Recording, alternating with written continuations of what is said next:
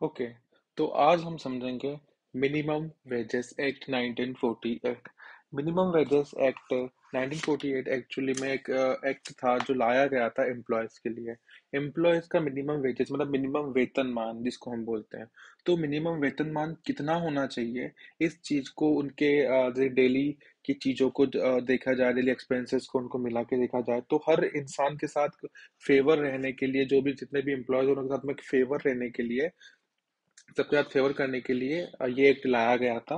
अ, ये स्टेट और सेंट्रल दोनों में काम करता है। तो एक्चुअली जो ये एक्ट है, मिनिमम वेजेस एक्ट, दोनों के दोनों मतलब एक सेंट्रल गवर्नमेंट जो वर्क, जैसे कि सेंट्रल गवर्नमेंट के अधीन जो आते हैं उनके मिनिमम वेजेस अलग सेट होते हैं।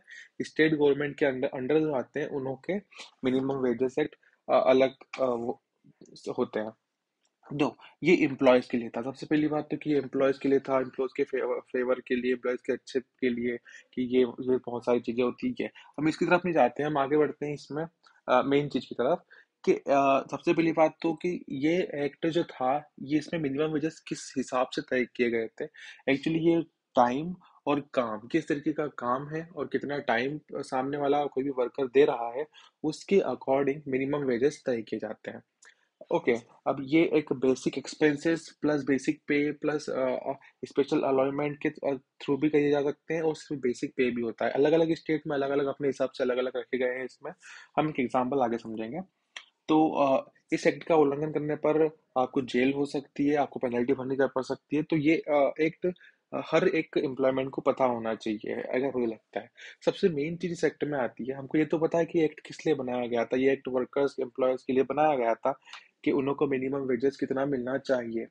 मगर वो मिनिमम वेजेस हम कैसे पता कर सकते हैं? सबसे इम्पोर्टेंट चीज आती है कि उस मिनिमम वेजेस को हम कैसे पता करें।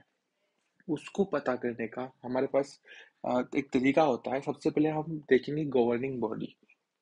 राइट, हम सबसे पहले गवर्निंग बॉडी देखेंगे कि वो किसके अधीन आता है। कोई भी काम, जैसे कि हम जानते हैं भाई दिल्ली मुंबई हाईवे बन रहा है, वो सेंट्रल गवर्नमेंट के अधीन है। वो स्टेट, तो उसका वेजेस जो है, मिनिमम वेजेस, वो सेंट्रल गवर्नमेंट तय करती है। राइट, अगर यहीं पे हम बात करें एग्रीकल्चर सेक्टर में, एग्रीकल्चर सेक्टर में अगर कोई चीज आती है तो उसका मिनिमम वेजेस स्टेट गवर्नमेंट तय करती है। तो आपको सबसे पहले ये देखना है कि आप कौन सी गवर्निंग बॉडी में, आप सेंट्रल के अधीन काम कर रहे हैं या स्टेट के अधीन काम कर रहे हैं। उसके बाद आपको एम्प्लॉय स्किल लेवल देखना है। सेकंड होता है एम्प्लॉयड स्किल लेवल। अब स्किल लेवल क्या होता है? एक अनस्किल्ड होता है। सबसे पहले ये 5 कैटेगरी में डिवाइड होता है: unskilled, semi skilled, skilled, highly skilled और clerical work. Right, clerical work बहुत सारे स्टेट में नहीं मान दिया गया है, मतलब इसको नहीं रखा गया है, बहुत मिनिमम न्यूनतम में रखा गया है। एक्चुअली क्लरिकल वर्क इसको हम सबसे पहले समझते हैं। क्लरिकल वर्क मतलब डेटा फीडिंग होता है। सिंपली कोई भी लैपटॉप या उसके ऊपर ऑफिस वर्क जिसको बोलते हैं हम, वो क्लरिकल वर्क होता है। यहाँ पर अब हम आते हैं अनस्किल्ड। अनस्किल्ड वर्क, जैसे कि हम मान लेते हैं जिसके पास स्किल्ड एक्सपीरियंस नहीं होता। फॉर एग्जांपल, अगर कहीं पर बिल्डिंग बन रही है तो ईंट को इधर से उधर ले जाना, रेत को इधर से उधर ले जाना, जो ये वर्क करते हैं वो उनको बोलते हैं अनस्किल्ड वर्क। दूसरा आता है सेमी स्किल्ड। सेमी स्किल्ड मतलब कि मान लेते हैं कि आज रेत सीमेंट को मिलाने वाला है, तो वो रेत सीमेंट को कौन मिला सकता है? जिनके पास कुछ एक्सपीरियंस हो, तो मिनिमम 3 साल का एक्सपीरियंस के बाद उसको सेमी स्किल्ड वर्कर मानते हैं। तो वो उन्हों को हम बोला जाता है कि सेमी स्किल्ड वर्कर्स है। तो 3 साल तक वो, मतलब जो 3 साल तक जिनको पास एक्सपीरियंस होता है, उनको हम सेमी स्किल्ड बोलते हैं। नेक्स्ट आता है स्किल्ड। अब हम स्किल्ड किसको बोलेंगे? स्किल्ड और हाईली स्किल्ड। हाईली स्किल्ड तो हम जैसे कि समझ रहे हैं, जो लोग, जो इंजीनियर्स वगैरह जो प्लानिंग करते हैं, जो बिल्डिंग बनाते हैं, हर एक चीज करते हैं। लेकिन स्किल्ड वर्कर्स हम उनको बोलेंगे जो उन सब, मेरे दीवारें बनानी है, कंक्रीट की ये सब करनी है। तो एक एग्जांपल के थ्रू हम समझ रहे हैं, तो उनको स्किल्ड वर्क बोलेंगे। हाईली स्किल्ड आप खुद से जानते हैं, हाईली स्किल्ड जिनके पास एक्सपीरियंस है, हाईली स्किल्ड है, डेटा है, नॉलेज है उस चीज के बारे में, तो उनको हम बोलते हैं हाईली स्किल्ड वर्क। राइट। तीसरी चीज, तीसरी चीज जो होती है आपको मिनिमम वेजेस पता करने के लिए, वो होती है जोन।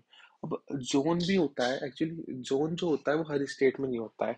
ये भी सेंट्रल स्टेट स्टेट ने अलग अलग डिसाइड किए हुए हैं, जोन्स को कैटेगरी में डिवाइड किया गया है। लेकिन जोन जो है जरूरी नहीं है। जैसे कि अ, हम बोल सकते हैं महाराष्ट्र में जोन है, लेकिन राजस्थान में कोई भी जोन्स में डिवाइडेड नहीं किया गया है।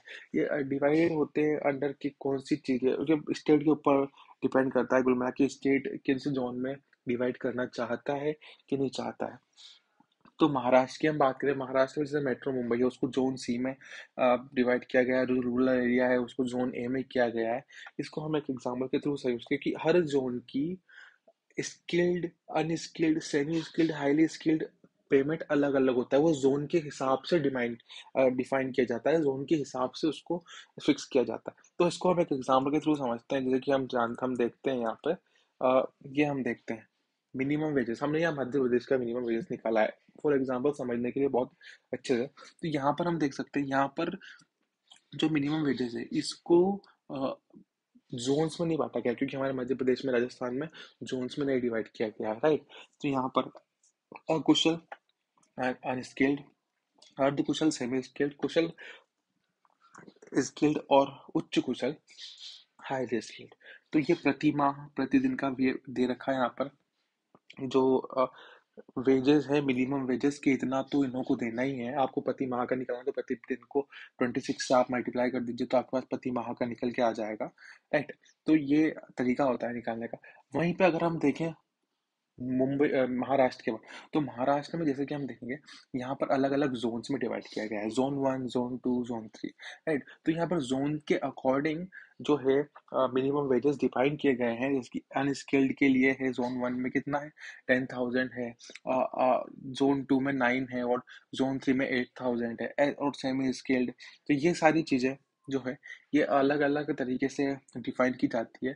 आप इसी प्रोसेस के थ्रू मिनिमम वेजेस निकाल सकते हैं, किसी भी स्टेट का मिनिमम वेजेस निकाल सकते हैं, किसी भी सेंट्रल गवर्नमेंट की कोई भी प्रोजेक्ट के अधीन उनका मिनिमम वेजेस क्या है, ये पता कर सकते हैं।